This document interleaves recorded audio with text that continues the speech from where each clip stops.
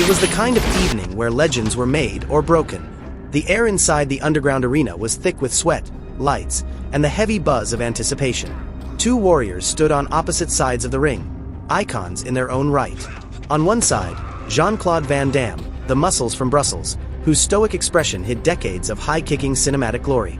On the other, Dwayne "The Rock" Johnson, radiating charisma, his arms the size of small countries, and a grin that had crushed box office records as effortlessly as he crushed opponents in the ring. They weren't just fighting for glory. This was about legacy. The bell rang, and the crowd leaned forward. Van Damme exploded forward with a spinning hook kick, the kind only he could deliver with surgical precision. The Rock, no stranger to combat from his wrestling days and action-packed movie scenes, sidestepped with surprising grace for a man of his size. He countered with a spine-shaking clothesline that Van Damme barely ducked under. The audience gasped. This was a clash of eras, of styles, of philosophies. Van Damme's strength lay in his discipline. His martial arts roots in Shotokan karate, taekwondo, and kickboxing gave him an almost dance-like rhythm. He didn't waste energy. His strikes were crisp, targeted, economical. His flexibility was legendary. At 64, he could still deliver a 180-degree split with the fluidity of a cat. But that grace came with its weaknesses.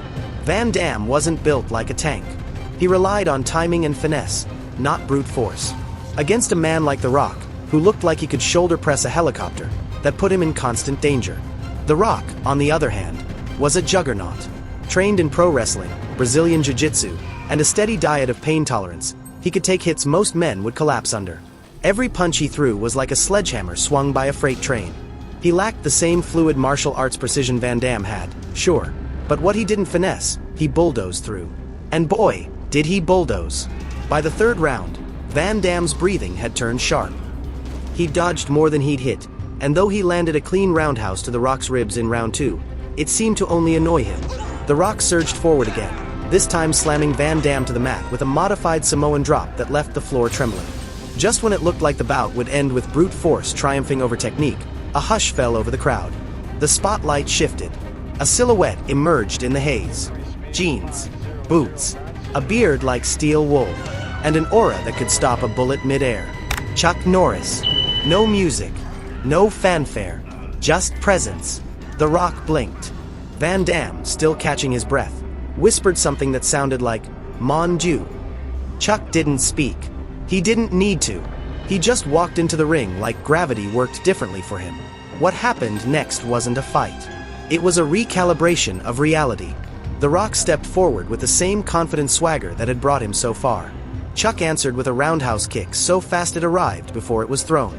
The Rock froze, mid-motion, and slowly crumpled with a smile on his face. "Respect," he whispered. Van Damme tried to rise, but Chuck just looked at him. Van Damme sat back down. This wasn't just about muscles or skill. This was cosmic order. Chuck Norris was the alpha and omega of combat. His strengths, too many to list. Beyond black belts in multiple disciplines, Chuck had something neither Van Damme nor The Rock possessed: myth. The man had become legend, not just in film, but in folklore.